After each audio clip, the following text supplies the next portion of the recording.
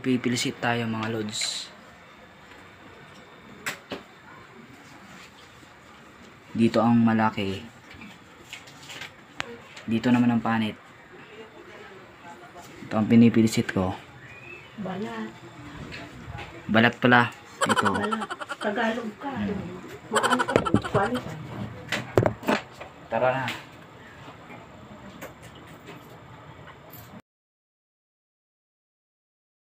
Ito mga lods, tapos na ako magbalat ng pili. Dito. Alisin ko na lang yung mga balat. At ito na ang malalaki. Ito yung balat na. Lalagay na natin yung karaha. Lalagay na natin yung lana.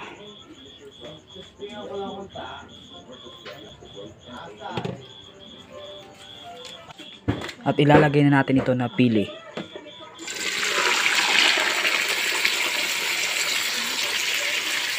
Iskay lang natin. Ano? Suda? At ihalo na natin ito. Suda pa yun sa mga ingluto dito.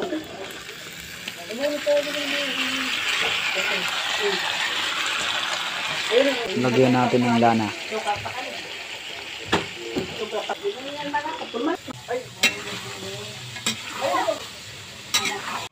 Ito na, luto na nga. Pwede na to. Asukal. Papatunawin muna natin yung asukal. Tunaw na. Lalagyan natin yung pili.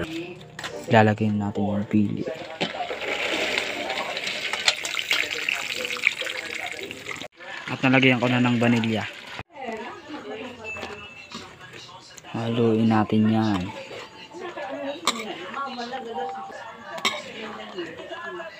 Ito nga, mabilis na ito maluto.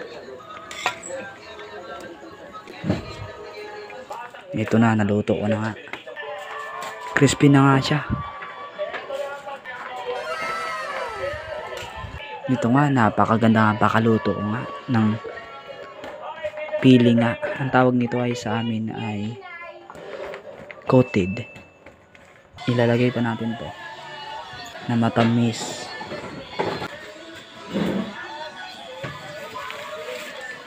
Para matunaw siya.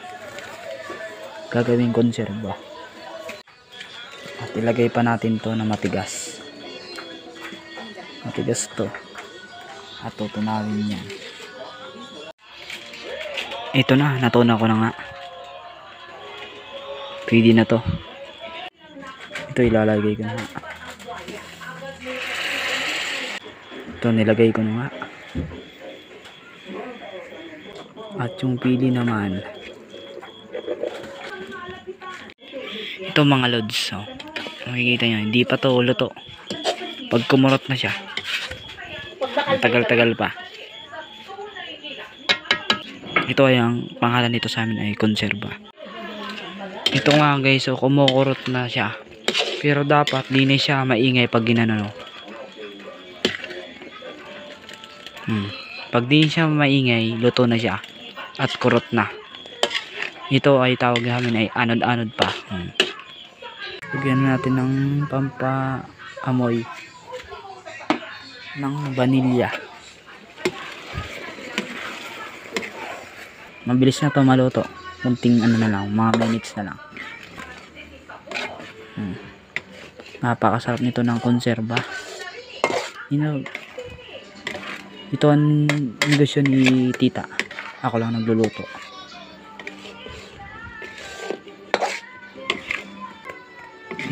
Mukhang luto na to ah. Ito nga, luto na nga. Nakalagay na nga oh. Napakasarap nga nito ng konserba.